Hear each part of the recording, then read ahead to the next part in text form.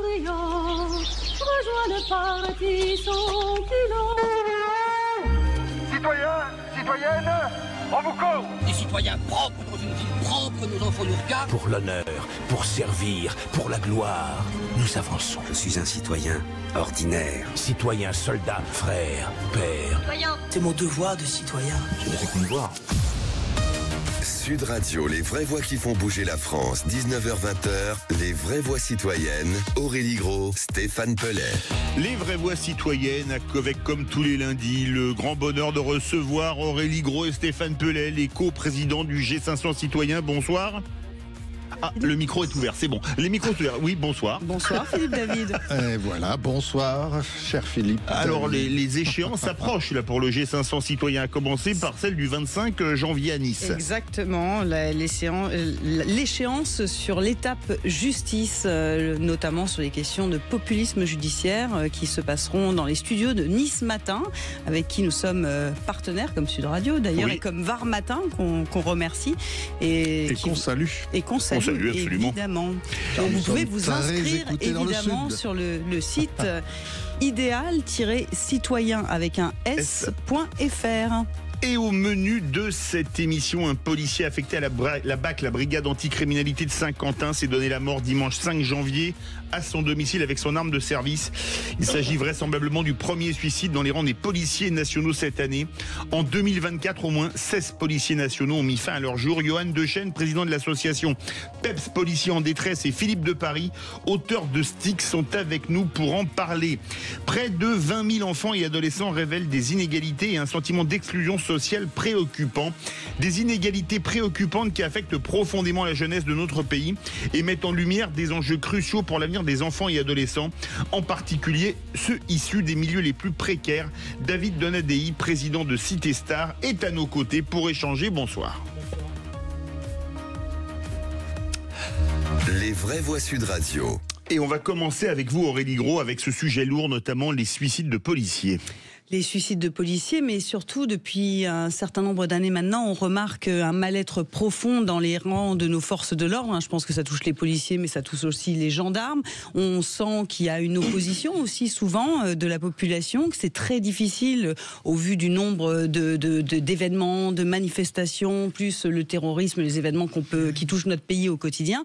Et c'est vrai que le nombre de suicides est très alarmant, puisqu'il y a beaucoup plus, c'est le double que dans le reste de la population. Oui. Donc ça pose question et on est ravis de réaccueillir Johan Dechaine. Bonsoir Johan. Bonsoir. Et Philippe de Paris qui est à nos côtés aujourd'hui et qui est policier certes, mais qui est également auteur de romans policiers. Noir.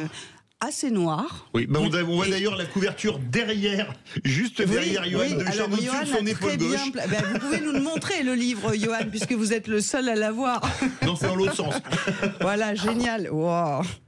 Voilà, il est là. Super. Bonsoir à tous. Bonsoir. Bonsoir, merci de nous recevoir. C'est normal, c'est des sujets dans les vraies voix citoyennes. On aime parler de tous ces sujets-là, on aime parler des gens qui s'engagent et qui veulent changer les choses.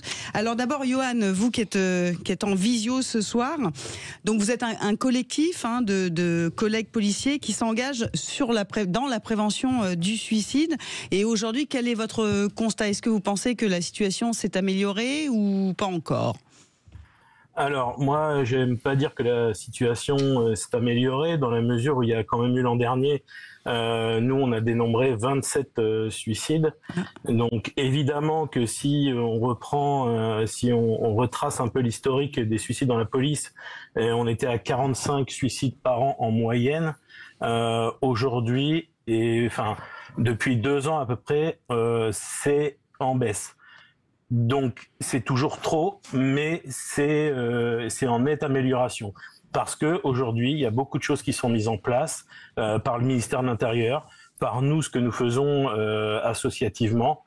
Voilà, c'est vraiment positif et il faut le souligner. Alors peut-être expliquez-nous pour nos auditeurs, parce qu'il y a aussi des policiers qui nous écoutent ce soir, qu'est-ce que fait exactement votre association ? Alors, notre association fait de la prévention déjà du suicide, puisque le ministère de l'Intérieur nous a ouvert les portes des écoles de police. Donc, on va en école de police pour justement pour faire de la prévention. On se déplace aussi dans les commissariats. Moi, j'irai normalement début mars au commissariat de Gonesse pour présenter l'association et ce que nous faisons. Et surtout, ce que nous faisons, nous, on fait de l'aide, de l'écoute, de l'orientation quand il y a besoin pour les collègues qui sont en détresse et qui ont besoin d'aide. Est-ce qu'il y a un profil plus ou moins type du policier ou de la policière? Il y a des femmes aussi qui mettent fin à ces jours. C'est plutôt quelqu'un en début de carrière, en fin de carrière, c'est plutôt dans les zones difficiles. Il y a un profil plus ou moins type? Moi, je dirais qu'il n'y a pas de profil type. Ça peut être des jeunes, ça peut être des anciens, ça peut être des collègues en milieu de carrière. Tout va dépendre en fait de l'aspect, personnel du collègue. Stéphane Pellet, vous voulez réagir? Mais je pense qu'autour de la table, on va avoir quand même aussi l'auteur de fiction, parce qu'on parle de roman policier. Mais Philippe de Paris. Écrit par un policier. Vous allez me dire, c'est normal qu'un roman soit policier. Et puis on a aussi autour de la table quelqu'un qui lui-même, il y a quelques années, a organisé des rencontres, notamment, il nous l'a expliqué, de jeunes et de policiers. Comment ça se fait que finalement il y ait cette pression qui fasse qu'il y ait le double de suicides? Moi, j'avais écrit il y a quelques années des rapports au ministre de l'Intérieur et j'avais surtout mis l'accent sur une autre chose. Moi, c'était le fait qu'on a une arme à disposition et que malheureusement le passage à l'acte, la plupart du temps, se traduit par une réussite entre guillemets, c'est-à-dire une catastrophe. Ce qui est le cas aussi chez certains tireurs, collectionneurs ou sportifs. Et ce qui est beaucoup moins le cas sur les personnes qui utilisent par exemple des médicaments chez eux et puis finalement qu'on arrive à sauver. Est-ce qu'il n'y a pas quand même quelque chose de cet ordre-là? Écoutez, c'est marrant ce que vous dites, parce que lorsqu'on avait évoqué le suicide quand j'étais en école de police, je suis entré en 98, le moniteur avait eu à peu près ces mots-là en disant qu'effectivement le citoyen lambda qui se sentait pas bien, qui avait besoin justement, qui voulait passer à l'acte, soit il prenait des médicaments, il avait le temps de soit partir, soit à ce moment-là il pouvait également ouvrir le gaz ou sortir et prendre un grand bol d'air si vous voulez jeter d'un pont. C'est assez similaire. Donc nous, effectivement, on a l'arme de service, bien évidemment. Ceci dit, tous les collègues ne se suicident pas avec leur arme de service, il faut le savoir. D'accord. Donc c'est un élément facilitant, c'est une évidence, mais voilà, d'une manière générale, je pense que Yoann en parlera plus facilement que moi, puisque lui a les statistiques. Je suis vraiment mal placé pour en parler. Alors, non, Philippe, t'en parles très bien, et encore une fois, je voudrais te remercier pour la visibilité que tu nous as donnée et nous a permis d'écrire dans ton livre.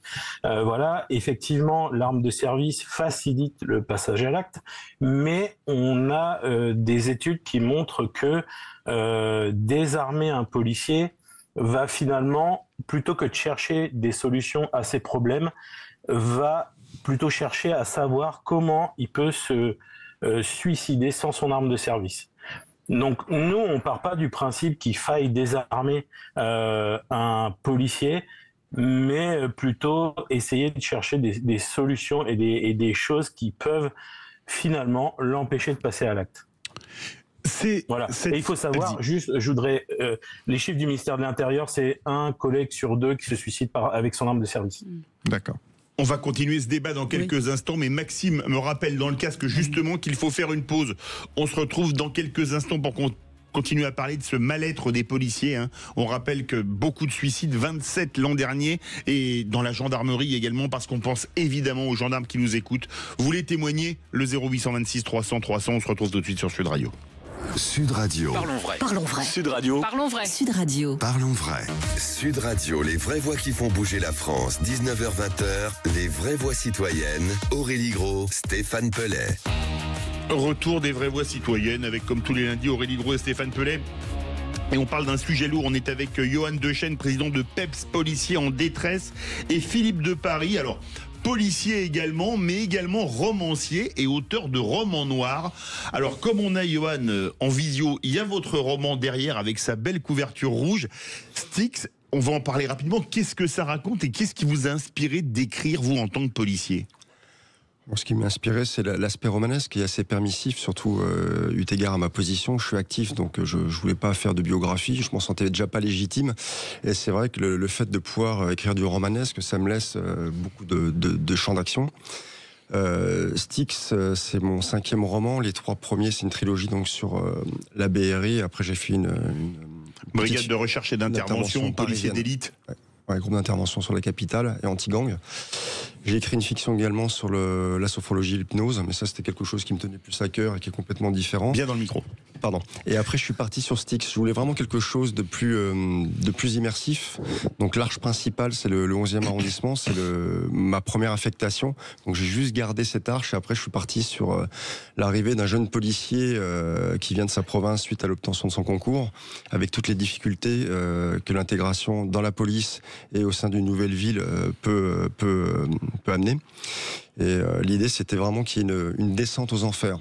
Donc en fait, effectivement, j'évoque le suicide, je parle de suicide puisque c'est un élément déclencheur, mais il ne résume pas tout le roman. Mais pourquoi le nom Styx? Parce que le Styx, c'est la rivière dans laquelle Achille est plongé par sa mère, mais comme elle lui tient le talon, le talon devient son talon d'Achille. Oui, mais pas que, c'est le fleuve qui sépare le monde des vivants et celui des enfers. C'est pour ça que le dessin a été fait par J.C. Sanchez, qui est un policier, qui est également auteur en plus de bande dessinée. C'est lui qui m'a fait cette superbe couverture avec le passeur et ce policier qui est justement sur cette descente aux enfers. Et on attend le prochain qui sera Acquéron. Et Acquéron ne sera rien d'autre que Johan Dechaine, justement celui qui permet de passer sur sa barque, le Styx, et d'arriver à bon port. Et justement, j'imagine que beaucoup de vos collègues, j'imagine que Johan a lu le livre. Et quel a été le sentiment? Parce que lire un livre, même une fiction sur la police, quand on est policier ou qu'on est dans ce milieu-là, quel était leur retour? Ils avaient... Ils se retrouvaient dedans, pas eux-mêmes, hein, mais parce que j'imagine quand même c'est de la fiction, mais avec des bases qui existent, hélas, dans la police aujourd'hui. Ce qui est toujours intéressant avec quelqu'un qui est de la profession, peu importe la profession, lorsqu'on écrit quelque chose qui est lié à notre métier, on est quand même plus précis dans les détails et c'est beaucoup plus immersif. Moi, quand je l'ai fait lire à mes amis proches avant de le soumettre à un éditeur, la première chose qu'on m'a dit, mais là, il y a un sujet qui est vraiment intéressant et qui est le suicide. Et c'est pour ça que je me suis orienté vers Johan et que je lui ai proposé. Je lui ai dit, écoute, peut-être que toi, tu as un message à passer. Je pourrais le faire, mais je le ferai jamais aussi bien que les gens qui s'en occupent directement, et je trouvais que c'était intéressant de lui donner la parole. Donc effectivement, Johan a lu le livre, il m'a dit ok, moi ça me branche, et je pense qu'il peut mieux vous en parler que moi. Alors, en direct. On a un témoin. Là c'est témoin numéro 1, comme c'est une émission de télé à l'époque. On vous écoute, Johan Dechaine, pour dire un mot dessus. Le livre est évidemment très bon. Moi j'ai beaucoup apprécié. Évidemment qu'à un moment donné, on sort un peu de ce qui pourrait être réel pour arriver vraiment dans la fiction. Même si le début, moi, j'ai trouvé ça vraiment très bon. Le jeune qui arrive en région parisienne, qui est pris sous son aile par un ancien, franchement, c'était super. Et puis après, on dérive vers le thriller un peu noir, et c'était vraiment génial. Moi, j'ai adoré le livre et je l'ai dévoré en même pas quelques jours, quoi. C'était vraiment super. Vous avez... On va pas dire dans quelle unité vous êtes, vous avez navigué dans plusieurs unités de la police. Le mal-être qui conduit parfois au pire, c'est un peu le même dans toutes les unités ou ça change selon les unités en lesquelles on se trouve? En fonction de l'encadrement, de la dureté des missions? Là, j'aurais tendance à vous dire qu'il faut, pour vous donner une réponse précise, il faudrait que ce soit Johan qui vous la donne. Moi, à mon niveau, malheureusement, en 25 ans de carrière, c'est plutôt les gardiens de la paix, la police nationale de base. C'est rarement chez les commissaires, chez la BRI, l'anti-gang, la crime. Moi, par rapport aux connaissances que j'ai aussi au tribunal, par rapport aussi à beaucoup de policiers et de juges et de commissaires avec qui je travaille, c'est plutôt... J'entends parce qu'ils sont peut-être moins nombreux. Après, il ne faut pas que ce soit non plus une fausse croyance. Le suicide touche toutes les classes sociales. La police de base de tous les jours de la rue. C'est David Nonadei, notre invité. Excusez-moi. Pas de souci. Je me suis permis pour l'association Cité Star qui répondait. Mais on va demander à Johan Dechaine son avis.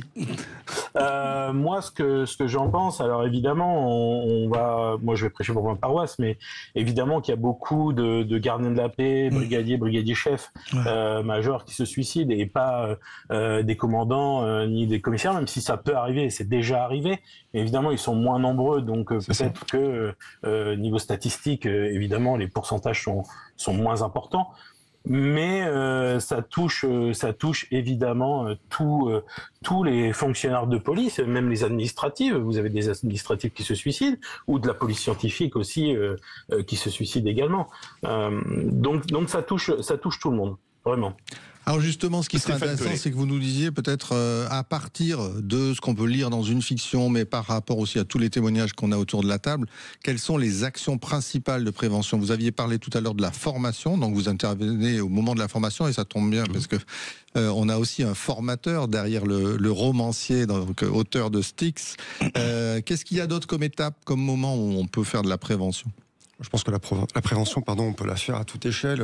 Moi, je me souviens quand je suis rentré dans la police, le fait d'évoquer, d'aller voir un psy parce qu'on n'est pas bien, tout de suite les anciens nous disaient attention, ça va être marqué dans ton dossier, c'est compliqué. Là, maintenant, c'est plus le cas. J'ai l'occasion, en étant dans la formation continue, de voir des collègues qui reviennent de dépression parce qu'ils n'étaient pas bien, et ils en parlent librement. Alors, sans rentrer dans les détails, mais je ne vais pas dire que c'est rentré dans les mœurs, mais c'est plus accessible, je trouve. Il y a une pluralité de choses qui sont mises en place, notamment par rapport aux cellules psychologiques, psy.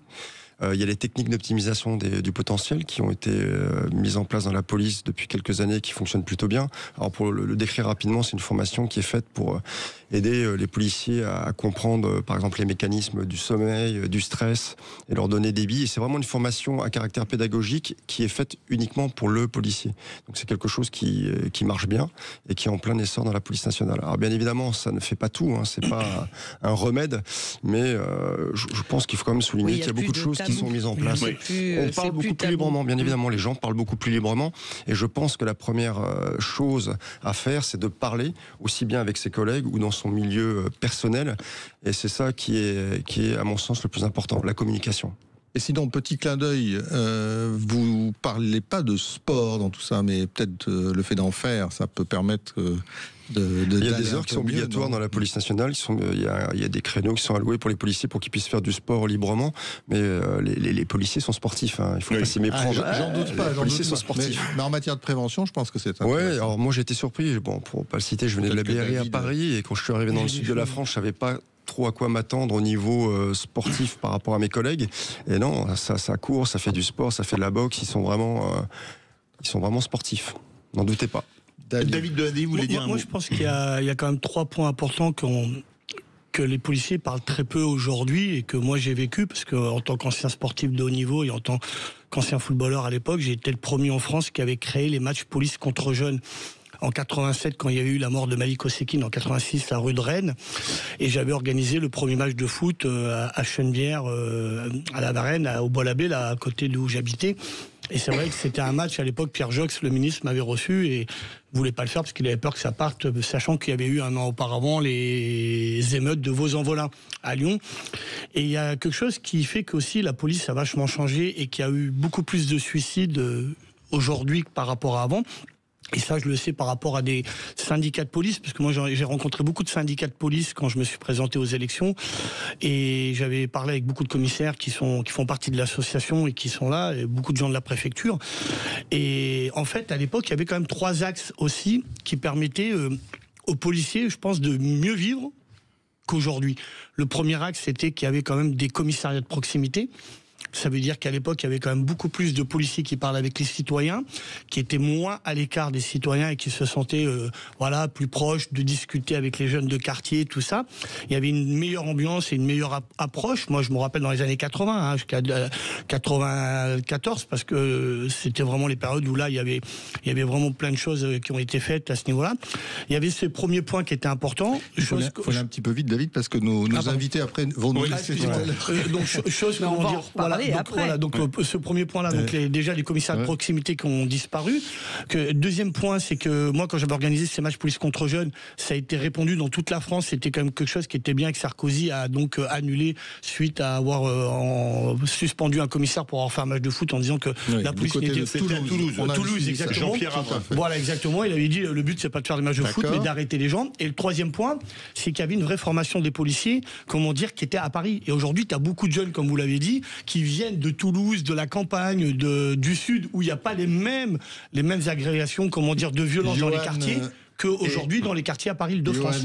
Et Philippe, peut-être à vous la réponse, puis après on boucle. Ou sinon on fait la coupure pub, on boucle comme vous voulez qu'on fasse 5 minutes de plus après la pub, parce qu'il faut faire la pub là. Après, il faut faire la pub et on prend 3 minutes juste pour... Avec vous. Eh ben pas de souci. Avec Johan, il n'y a pas de souci. On se retrouve... Oui. Les vraies voix de Sud Radio, les vraies voix citoyennes, on se retrouve dans quelques instants. Merci Aurélie. Sud Radio. Sud Radio. Parlons vrai. Parlons vrai. Sud Radio. Sud Radio, les vraies voix qui font bouger la France. 19h-20h, les vraies voix citoyennes. Aurélie Gros, Stéphane Pellet. Retour des vraies voix citoyennes avec Aurélie Gros, Stéphane Pellet. On termine avec nos amis policiers. Aurélie Gros, vous vouliez poser une question. Je voulais demander à Philippe de Paris où est-ce qu'on pouvait acheter son livre. Recommander aux auditeurs évidemment d'aller acheter le livre parce que ça parle, effectivement c'est un roman noir, mais c'est un roman qui parle d'une forme de réalité, d'un boulot qui est souvent aussi admiré par plein de jeunes. Il y a plein de jeunes qui veulent être policiers et c'est important de lire aussi des livres. Donc où est-ce qu'on peut l'acheter? Cultura, Amazon, la librairie Charlemagne dans le... Il faut l'acheter. Grosse librairie. L'éditeur c'est Au Trouble. D'accord. Oui, en plus. Au pluriel. Et comment aider l'association PEPS Policiers en détresse, Johan Dechaine? Parce que si on peut vous filer un coup de main, on peut y aller. On peut faire l'utile et l'agréable. On achète le livre et dedans, Johan Dechaine s'exprime. Donc, et après, on a toutes les indications. C'est ça, Johan? Non, comment on fait, Johan? Johan, on vous entend plus. Micro. Il faut remettre le micro en route. Ah voilà, là c'est bon. C'est bon à nouveau. C'est bon. Comment faire? Vous pouvez faire des dons à l'association. Chaque don est précieux parce que nous, ça nous permet d'organiser notre fonctionnement. Voilà. Et puis aussi, ceux qui veulent peuvent venir nous aider. Voilà, on a toujours besoin d'aide pour X raisons. Là, on est en train de refaire notre site internet, voilà, pour qu'on puisse passer directement par le site pour faire les dons. Voilà. Et vous êtes présent dans toute la France? On est présent dans toute la France et également dans les territoires d'outre-mer. D'accord. Voilà, donc on a aussi quelques référents là-bas. Alors votre site internet, Johan? C'est www.peps-sos.fr. PEPS, P-E-P-S. Voilà une association qui a du PEPS, on ne peut pas dire autrement. Merci. Voilà, pour policiers, entraide, prévention, suicide. Merci beaucoup Johan Dechaine, président de PEPS Policiers en détresse, et Philippe de Paris, auteur de Styx. Tout le succès possible pour votre quatrième ouvrage. Cinquième, oui. Et vive le 6e, le 7e. Le 8e. J'espère. Ça peut durer longtemps si on se met à compter. Merci beaucoup à vous. Tout de suite, merci à vous. On va retrouver David Donadei, président de Cité Star. Et peut-être même un petit son sorti de derrière les fagots. Ah non, on n'a pas le lien, on va le mettre après alors. Ah bon, on le trouvera tout à l'heure. Eh ben oui, alors donc on est heureux de recevoir David Donadei. Alors j'espère que je prononce bien, cher ami. Donadei, oui. Donadei, voilà, il ne faut pas oublier. Président de Cité Star. Cité Star, donc c'est une association qui est créée maintenant depuis de nombreuses années. On vous a entendu, David, 26 ans. Parler tout à l'heure d'une série de sujets qui vous tiennent à cœur, évidemment. La jeunesse, l'enfance, l'adolescence, les liens aussi avec la société, vous l'avez dit, avec les policiers, mais pas seulement. Il y a un certain nombre de constats d'abord sur lesquels vous avez démarré votre action. C'est que beaucoup d'enfants, d'adolescents finalement subissent des privations matérielles, d'accès à la connaissance, ont beaucoup moins d'activités sportives ou culturelles ou d'opportunités finalement sociales que les autres. Et souvent, ces privations, elles mènent finalement à une évolution que vous essayez de de faire en sorte qu'elles n'arrivent pas, c'est-à-dire que ça ne se cumule pas finalement dans notre jeunesse. Et vous avez créé cette association, il faudrait que vous racontiez déjà comment vous l'avez lancée et puis quel est son objectif. Alors en fait, c'est pas tout à fait le même objectif que vous avez dit, donc je sais pas s'il y a une mauvaise interprétation, mais nous en fait c'est une association qui œuvre pour les enfants battus et défavorisés de quartier. À la base au départ, quand on l'a créé avec Mousse Diouf en 98, avec Luis Fernandez, Pascal Selem, Nordine Corici, Michel Milojevic.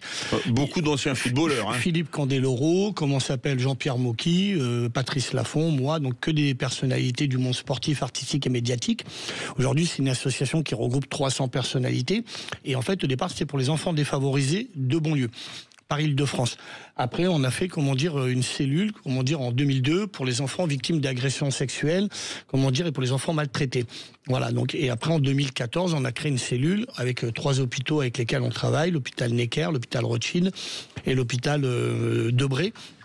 Donc, et Trousseau, où là, on travaille pour les enfants malades. Donc, nous, ça fait 26 ans, on a entamé même la 27e année qu'on existe. Et en fait, le but, nous, c'est surtout, il y a plusieurs ateliers. Il y a l'atelier prévention, radicalisation, l'atelier, civisme, l'atelier couture, l'atelier boxe, l'atelier théâtre, l'atelier danse, l'atelier, l'aide de devoir tous les soirs de 17h à 19h pour les enfants de 5 à 12 ans, donc dans le 20e arrondissement. Donc, on a quand même un travail qui est truc, et on a surtout beaucoup d'agréments, donc ministère de la Justice, l'Intérieur, la CAF et ministère des Sports. Mais vous êtes basé uniquement en Île-de-France pour le moment ? Alors nous, en fait, on a le siège dans le 20e arrondissement. Oui. On travaille pour Paris intramuros. Voilà, on travaille pour les enfants victimes d'agressions sexuelles, pour les enfants défavorisés et maltraités de Paris-Île-de-France, parce qu'après c'est très très très dur de faire toute la France. Et par contre, on a une antenne qui est au Maroc où on est depuis maintenant. Depuis 2003, donc ça fait 22 ans. Voilà, 22 ans. On travaille avec Sa Majesté Mohamed VI, sous le haut patronage de Sa Majesté Mohamed VI, pour les enfants SOS Village d'enfants, qui est aussi une association d'enfants maltraités, battus, abandonnés, orphelins, qui coïncide avec notre approche d'objectivité sociale et pédagogique et éducative de l'association. Donc on travaille avec eux et on avait une structure au Sénégal qu'on avait ouvert avec Mousse Diouf. Malheureusement, on l'a fermé en 2010 parce que comme Mousse Diouf est décédé, malheureusement, on pouvait pas continuer. Voilà. Vous êtes basé déjà au départ à Paris 20e. Avant tout, on pense en général que Paris intramuros, rien qu'au prix du mètre carré, c'est un endroit plutôt favorisé. Et pas du tout, il y a aussi de la pauvreté et même pas mal de pauvreté.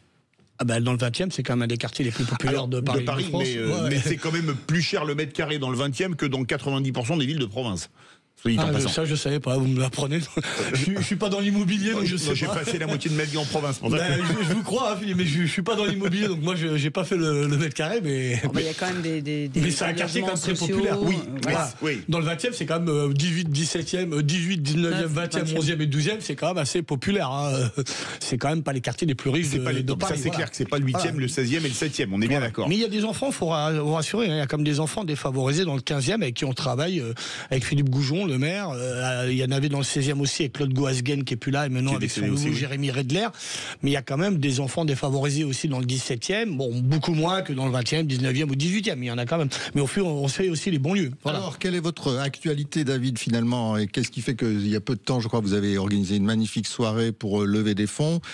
Quelle est l'actualité de l'association qui, donc, depuis pratiquement plus d'un quart de siècle maintenant, agit en faveur des enfants, comme vous l'avez dit, maltraités éventuellement, ou plus que ça, malheureusement. Chaque année, on organise le plus grand dîner de gala de France qui nous permet de récolter des fonds. Et avec ça, c'est quand même pratiquement 60%, 70% le plus grand du budget. Dîner de gala. Expliquez ce que c'est à nos auditeurs. En fait, le plus grand dîner de gala de France, c'est un dîner où on invite toutes les personnalités. Nous, chaque année, il y a entre 80 et 95 personnalités dans une seule soirée. Donc, à part le Festival de Cannes ou Energy Music Award, vous n'avez pas 90 personnalités. Ou les Césars. Ou les Césars, oui, voilà, les trucs qui sont faits avec TF1. Les Césars du foot.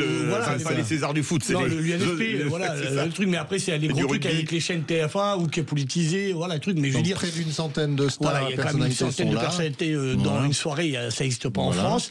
Et donc on récolte des fonds, ce qui nous a permis déjà pour l'arbre de Noël le 5 janvier de faire venir 135 gamins défavorisés et maltraités. Donc 35 de la Fondation Rothschild, des enfants malades et abandonnés, et 100, des quartiers défavorisés où il y avait quand même Champigny, le maire de Champigny, Laurent Jeanne. Il y en avait du 20e, il y en avait du 12e. Donc voilà, mélangé, donc à peu près 40 par-ci par-là, et on avait à peu peu près 140 gamins cette année, donc 45 de plus que l'année dernière. Chaque année, on fait partir des enfants défavorisés aussi en juillet et août, donc 50 enfants au mois de juillet dans l'Hérault, à côté de Montpellier, et aussi, en Vendée, à Saint-Jean-de-Mont.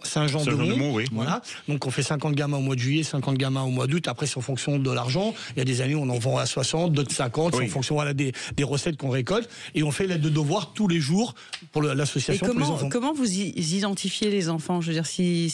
On travaille qu'avec les services SAS, des mairies. Centre d'action sociale, avec Laurent Jeanne, Jacques Martin, avec les maires du 11e, 12e, 16e, 15e. On travaille qu'avec les maires parce que c'est eux qui ont Donc ça veut dire, si des maires de l'Île-de-France qui ont des quartiers prioritaires ont besoin d'aide et veulent travailler avec vous, ils peuvent vous contacter et vous pouvez mettre en place des actions avec eux. On espère même que Coudray, l'année prochaine, aura des enfants pour l'arbre de Noël. Donc on espère, parce que cette année, on voulait t'inviter, mais t'avais pas pu venir, donc on espère pour l'année prochaine, pourquoi pas. Mais oui, le but c'est ça. Mais en fait, nous on travaille surtout avec les mairies. Pourquoi? Parce que les mairies et les CAF ont les listes des enfants les plus défavorisés. Voilà, le but c'est pas de ramener des enfants qui vivent dans le 16e, qui ont tout et qui manquent de rien. Voilà, c'est surtout les enfants. Donc quand on travaille avec Laurent Jeanne, la mairie, le centre d'action sociale et le service des sports, on sait que Laurent Jeanne, puisque ça fait 2 fois que vous le citez, l'excellent maire de Champigny-sur-Marne. On travaille beaucoup avec lui, il est très très bien, comme Jacques Martin. Maire qui avait reçu le label Territoire engagé pour la citoyenneté, vraiment de idéal citoyen. Voilà. Donc on connaît bien Laurent Jeanne. Qu'on salue ce soir. C'est un très bon maire. Quel est le profil des enfants défavorisés dans un coin comme Paris 20e, par exemple? C'est des familles monoparentales, parents au chômage de longue durée, c'est quoi? Parce qu'il ne faut pas être hypocrite, mais après, je ne veux pas que ça soit interprété comme discriminatoire ou un truc, mais... Ça restera entre nous. Non, mais il faut le dire la vérité, 99,9% des enfants défavorisés... avec lesquels nous travaillons, ce sont des gamins des Français, bien sûr, ils sont en France, des Français, mais de confession musulmane et de type subsaharienne, africaine ou maghrébine. Voilà, il y a très peu de Français, très peu de Portugais, très peu d'Italiens ou de Juifs. On n'en a vraiment pas. C'est 99,9%. L'arbre de Noël, sur 140 gamins, il y avait peut-être 15 blancs et 2-3 Portugais. Le reste, c'était donc c'est beaucoup de cette enfance-là. On peut peut-être présenter les choses autrement. C'est pas discriminatoire. En tous les cas, on a des enfants essentiellement issus des quartiers dits défavorisés, des quartiers en géographie prioritaire. Je dirais pas les quartiers, parce qu'il y a des quartiers qui sont très très bien aménagés. On a mis des milliards sur les quartiers.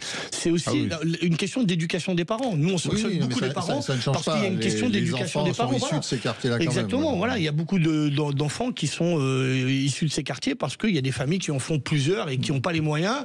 Et c'est là où il y a un vrai problème. Quand t'as pas les moyens, pourquoi faire autant d'enfants? Et surtout, il y a aussi ce problème d'éducation des parents qui font beaucoup d'enfants pour les allocations familiales. Il faut le dire, il ne faut pas se le cacher. Nous, on le voit aussi à l'association. On tape sur des parents parce qu'il y en a certains, ils croient que tout leur est permis, ils font des gars, mais qui ne sont pas actifs aussi dans la vie éducative, sociale ou pédagogique de leur enfant ou du quartier. En fait, ils viennent juste parce que c'est gratuit, mais en dehors, ils ne viennent pas. Les chiffres principaux de votre association, vous levez combien de moyens et d'argent par an environ, et donc combien d'enfants sont concernés par toutes vos actions? Nous, sur l'année, les actions pour les enfants, on a à peu près sur l'année, je compte de toutes les actions, on doit être sur 450 enfants, 450 enfants avec lesquels on s'occupe, avec lesquels on travaille sur l'année, en comptant l'arbre de Noël, l'aide de devoir, les sorties Astérix. Tout ça mobilise quel budget alors? Et après, le budget, nous, c'est un budget différent parce qu'on est la seule association en France sur les pratiquement 78 000 associations qui n'a jamais eu de subvention municipale, régionale, départementale. C'est-à-dire que nous, c'est que des partenaires privés. Alors, le budget annuel de l'association, il tourne à peu près à 25 000 euros, ce qui n'est pas énorme, mais par contre, on a pratiquement 130 000 euros de dons, de dotations gratuites des partenaires qui offrent. Donc on n'a pas besoin d'avoir cet argent. Vous recherchez des bénévoles qui peuvent vous aider dans l'aide aux devoirs? Oui, bien sûr. C'est une question. Parce que pour l'aide aux devoirs, on a des éducateurs qui sont spécialisés et qui sont détachés du ministère de la Justice. Donc nous, on a déjà des accords. Voilà. Donc on travaille déjà avec des éducateurs spécialisés. Mais après, on peut avoir des bénévoles sur des sorties, des trucs comme ça. Oui, pourquoi pas. Mais après, on a quand même déjà beaucoup de bénévoles à l'association qui donc quand une mairie contractualise avec vous, entre guillemets, ils ne vous versent pas de subvention et vous prenez les fichiers et vous occupez des enfants. On n'a jamais eu en fait de subvention des publics, c'est-à-dire que moi j'estimais qu'en 98, quand j'ai créé l'association, j'avais fait ce concept-là, tout le monde m'a pris pour un fou. J'ai dit une association, le but, le président, le rôle, c'est d'aller chercher des partenaires privés. C'est pas de demander du fric, comment dire, aux citoyens pour faire le travail de l'État, parce que c'est un travail de l'État. Donc du coup, on a fait, comment dire, les partenaires privés. Et aujourd'hui, nous, pendant que les autres associations se cassent la gueule dans les quartiers parce qu'ils n'ont pas d'argent, ils attendent des subventions, nous on marche très bien. Et c'est aujourd'hui là qu'on voit que c'est une référence pour nous. Les vraies voix citoyennes, 19h43, on se retrouve dans quelques instants avec Dany Donadei pour parler de cette belle association Cité Star. Cité avec un T, pas avec un N, pas Ciné Star. On se retrouve dans quelques instants. Sud Radio, votre attention est notre plus belle récompense. C'est un grand plaisir que maintenant qu'on a la Sud Radio sur Lyon et la famille grandit, c'est une super nouvelle. Sud Radio, parlons vrai. Sud Radio, les vraies voix qui font bouger la France, 19h-20h, les vraies voix citoyennes, Aurélie Gros, Stéphane Pellet. Retour des vraies voix citoyennes avec bien évidemment Aurélie Gros et Stéphane Pellet. On reçoit David Donadei, président de Cité Star, une association qui vient en aide aux enfants défavorisés, Stéphane. Et oui, nous sommes heureux de recevoir cette association qui maintenant a plus d'un quart de siècle. C'est énorme. Alors vous allez me dire, un quart de siècle, c'est finalement l'an 2000, c'est il n'y a pas si longtemps que ça. Oui, parce qu'on est en 2025, ça n'a pas l'air comme ça. Non mais je vous arrête, elle a été fondée en 98, une année bien plus importante que l'an 2000. Exactement. C'est vrai. Ah oui, parce que la France a gagné sa première Coupe du Monde, évidemment. Tout à fait, même moi je le sais. Et on l'a créé juste après la Coupe du Monde, le 9 août, juste après la Coupe du Monde. Voilà. Non, Maxime me dit, mais 2000 c'est important, on gagne l'euro, mais désolé, on l'avait déjà gagné en 84, la Coupe du Monde, la première c'est 98. Oui. Je vous rappelle qu'après c'est une émission de rugby, donc arrêtez un peu avec le foot. Il dit des bêtises parce qu'en plus en 2000 il ne méritait pas la France, mais bon c'est pas si. Non. David, l'Italie méritait 100 fois. Il y a une émission je crois pour le foot. Oui, demain soir. Où on officie d'ailleurs avec Maxime. Donc David, votre constat malheureusement moins plaisant que nos plaisanteries autour du football, c'est quand même que donc des enfants peuvent être maltraités, violentés et finalement petit à petit s'éloignent d'un parcours, d'un cursus disons plus classique. Finalement ils loupent un certain nombre d'étapes des fois dans leur vie, des choses aussi tellement sensibles presque qui sont des questions de tendresse. Noël, vous en parliez, vous organisez le Noël des enfants, vous organisez les cours du soir. Donc il y a 25 ans, vous avez cette prise de conscience, vous mobilisez énormément de monde. Vous disiez d'ailleurs que vous avez l'un des plus gros dîners de gala en France avec près d'une centaine de personnalités et de stars.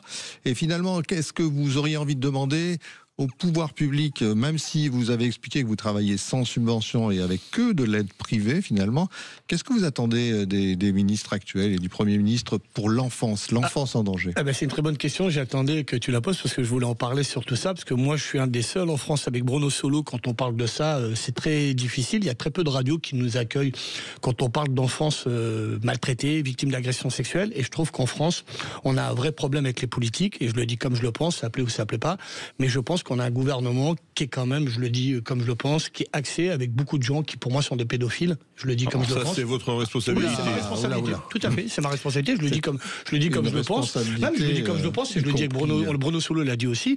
C'est que en fait, on n'a jamais créé de ministère de l'enfance. On a toujours dit qu'on allait le faire. Macron avait dit qu'il le ferait, il l'a jamais fait. Sarkozy avait dit qu'il le ferait, il l'a jamais fait. Hollande avait dit qu'il le ferait, il l'avait jamais fait. Comment dire? Et le seul qui en avait un petit peu parlé, qui avait fait un peu plus d'actions à l'époque, c'était Chirac et Jean Tibéry, qui était maire de Paris à l'époque sur ces actions-là. Mais en France, vous apercevez qu'on parle toujours des violences conjugales aux femmes, qu'il y a plein de gens qui sont invités sur tous les plateaux de télé pour débattre sur les violences conjugales. C'est très important. Oui, non, mais c'est très important. Non, mais je suis d'accord avec toi, Stéphane, mais si on veut parler de réalité, dans le monde aujourd'hui, il y a 12 millions de femmes qui sont maltraitées, qui sont violentées. Il faut en parler parce que la maltraitance et la violence, quelle que soit, pour qui que ce soit, il faut en parler. Mais il y a quand même 78 millions, d'enfants dans le monde qui sont maltraités, violentés, tués, agressés. Et quelquefois, il y a un lien d'ailleurs. Oui, il y a un lien entre les violences faites aux femmes et les violences sur enfants et les violences intrafamiliales. Aujourd'hui, sur le chiffre des ministères de la Justice, très peu, très peu, c'est peut-être 3 ou 4%, très peu. Par contre, il y a un lien énormément qui est fait, souvent par des politiques ou qui est fait par des réseaux. On voit aujourd'hui le gang des Pakistanais, en Angleterre. 250 000 enfants violés et battus, on n'en parle pas. Donc c'est ça aussi qu'il faut dire. Non, mais David, Stéphane, ma question c'était qu'est-ce qu'on peut faire? Non, mais Stéphane, c'est ça que je veux dire, c'est que tu me parles de qu'est-ce qu'on peut faire, c'est qu'aujourd'hui, il faudrait que les gouvernements, excusez-moi, aient un peu plus de coronesse et, puissent condamner tout ce genre de choses. Quand on voit qu'aujourd'hui, en Angleterre, on cache le Congrès, les députés votent une contre-enquête pour pas, qu'on dise pourquoi, parce qu'on sait qu'il y a des gens impliqués. Non, ils ont voté pour qu'il n'y ait pas de commission d'enquête parlementaire. C'est la Chambre des communes qui a voté ça la semaine dernière. Sur ça, donc c'est quand même grave. Ça veut dire qu'il y a 300. On est d'accord qu'en Angleterre, c'est très grave. Mais en France, il y a des choses comme ça, Philippe. Mais on le cache. Il faut le dire, on le cache. Moi, je connais plein de ministres. Quand ils viennent à Marrakech, on sait ce qu'ils ont fait. Et le dernier débat, voilà. Mais je le dis. C'est pour ça. Je ne vais pas donner les noms, mais je dis, il y a des choses aujourd'hui. Tu me poses cette question qui est très intelligente et personne n'en parle. C'est qu'à chaque fois, qu'on va dans une radio où on parle de ces choses-là, tout de suite, c'est tabou pour tout le monde. Non, c'est pas tabou pour les femmes, mais c'est tabou pour les enfants. Et donc, moi, ça m'agace. Les mesures qu'on pourrait prendre, il y a des mesures sur le plan judiciaire. Alors, ça serait. Mais aujourd'hui, le plan judiciaire, c'est quoi? C'est les éducateurs comme moi qui ont travaillé à la PJJ, protection judiciaire de la jeunesse. Aujourd'hui, il y a un éducateur sur 2 qui démissionne parce qu'il en a ras-le-bol, parce qu'il est mal payé. Enfin, mal payé par rapport au travail. Il fait le travail pour 6. C'est que la justice, la loi des mineurs 45, il faudrait la changer. On la lâche aussi. Il y a des gens, des parents qui sont remis en liberté et qui reprennent leurs enfants qui ont été maltraités. Donc, il y a un problème qui est une synthèse. Ça veut dire que le gouvernement ne fait rien. Tout ce qui touche sur la violence faite aux enfants, et il y a un panoplie. Ça veut dire, la panoplie, c'est quoi? C'est la justice, c'est c'est les enfants comme à l'époque à la DAS. Moi, j'étais à la DAS, j'ai pas honte de le dire. J'étais un enfant de la DAS. Moi, j'étais un enfant qui a été maltraité. J'étais un enfant qui a été à la DAS, de 6 ans, à 16 ans. À l'Arbre de Noël, j'ai retrouvé 2 des éducateurs qui étaient là, qui m'avaient éduqué, 40 ans après. Mais je suis fier d'avoir eu des éducateurs à l'époque qui étaient capables de mettre des tartes, de mettre des coups de martinet, de me remettre dans le droit chemin, de savoir ce que c'est la collectivité. Ça m'a permis de faire la carrière et d'être ce que je suis aujourd'hui. Sinon, j'aurais été un délinquant. Et aujourd'hui, tout ça, on peut plus. On peut plus, engueuler un gamin. On peut plus, lui mettre une fessée, sinon on se retrouve au tribunal. On a tout fait pour, quelque part, bâcler, le droit de l'enfance, même sur les droits, la violence. La violence, c'est pas de le tabasser à longueur de journée. Mais de temps en temps, une paire de gifles ou un truc, ça n'a pas fait de mal, hein. Ça nous a pas fait de mal en 1940 ou en 50, 60, 70, 80, quand on prenait des claques, ça nous a fait du bien. Et aujourd'hui, il y a plein de choses qu'il faudrait remettre en place, créer un gouvernement, un ministère, sur l'enfance, et aussi condamner tous les gens qui protègent, ces réseaux, que ça soit au plus haut niveau, parce que c'est généralement au plus haut niveau, et ça, on n'en parle pas. Et ça se fait beaucoup, en Europe. Mais on le dit pas, et on fait la morale après aux pays africains, aux pays d'Asie, en disant oui, non, droits de l'homme, alors qu'en France, on est un des pays où il y a le plus de pédophilie. Il faut le dire aussi, il faut pas se le cacher. Donc ça, c'est votre alerte, cri d'alarme sur l'enfance en danger. Et puis il y a l'action des associations, énormément d'associations comme la vôtre. Qu'est-ce que vous attendez comme type d'aide pour vous faciliter aussi votre travail? Vous travaillez d'ailleurs très très bien avec les collectivités locales, je crois. Oui, non, mais moi j'attends pas d'aide, que ça soit financièrement ou rien de l'État. Moi j'attends surtout le gouvernement, qui est un président, qui est, excusez-moi, le coronesse, de créer un vrai ministère pour sauver l'enfance, et surtout que tous les gens qui touchent, aux enfants doivent être punis, mais de manière violente. Quand je vois des gens sur des plateaux télé à BFM ou à CNews qui parlent encore et qui ont touché des enfants. Excusez-moi, ça c'est votre point de vue. Moi, je ne sais pas de qui vous parlez. Mais je donne pas de nom, Philippe. Je te dis qu'il y a des gens. Dans ces cas-là, il faut mieux pas en parler, parce que c'est pour pas donner de nom.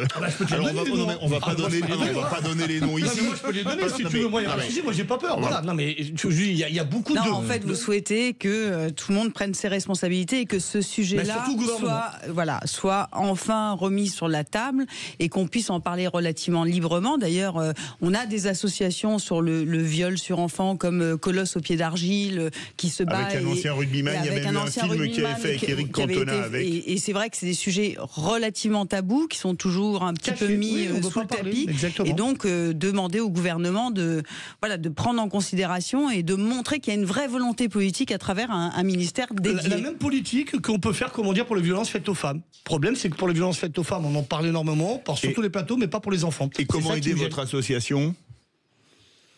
Cité Star, c'est l'argent. Oui, à part donner des dons, voilà. Mais comment est-ce qu'on peut vous aider? Site web? Ils peuvent aller, d'abord ils peuvent envoyer de l'argent par chèque bancaire à l'association Cité Star qui est située au 40 rue des Amandiers, Paris 20e, ou sinon il y a un site internet qui s'appelle citestar.com, et là il y a tout dessus, il y a tout, c'est un nouveau site tout neuf qui est magnifique, tout est abrogé dedans, où on peut tout faire, pour l'association. Citestar.com pour faire des dons, et en tant que collectivité, si vous souhaitez aider vos enfants du CCAS, vous pouvez également vous vous adresser à Cité Star. Oui, et on peut donner même un numéro de téléphone, c'est le 06 25 63 04 18 pour l'association, et il y a un mail, c'est association.citestar@gmail.com. Voilà. Merci beaucoup. Merci David Donadei. Et maintenant, on va parler rugby avec les vraies voix du rugby. François Trio, bonsoir. Bonsoir Aurélie, bonsoir Philippe, bonsoir Stéphane et bonsoir monsieur. Bonsoir. Moins qu'on peut dire qu'on a eu un week-end mouvementé en Coupe d'Europe avec des grosses déceptions, le poteau de La Rochelle à la dernière seconde, les belles victoires magnifiques de Bordeaux à Exeter ou du Stade Toulousain à Durban. Oui, ça va, on règne quand même sur la compétition. Alors c'est une Europe continentale avec aussi l'Afrique du Sud, qui n'est pas franchement d'Europe si on regarde la carte, mais bon. Ça c'est fait partie. C'est une question d'argent. Oui. On joue avec un ballon ovale, donc parfois tout n'est pas très géométrique. Mais en tout cas, il y a 3 qualifiés, on va en parler. On aura avec nous un des qualifiés qui est Toulon. On aura Esteban Abadi qui sera avec nous, 3e ligne de Toulon. On parlera du 15 de France parce que mercredi, il y aura une liste de 42 joueurs qui seront présélectionnés pour le tournoi qui va débuter fin janvier. Et puis on parlera également du Stade Français, Mathieu Blin, et on aura un ancien, Laurent Cabane, qui sera avec nous. Laurent Cabane. Magnifique. Laurent Cabane. Ancien 3e ligne. Et alors franchement, quelle remontée du Stade Français contre Northampton samedi dernier. Alors celle-là, elle était belle. Philippe, si tu veux rester dans l'émission, tu peux, t'es bienvenu. On voit qu'il aime Philippe le rugby. Allez, on se retrouve tout de suite avec François Trio et sa bande pour les vraies voix du rugby. Sud Radio. Sud Radio. Parlons vrai. Parlons vrai. Sud Radio. Parlons vrai. Vous avez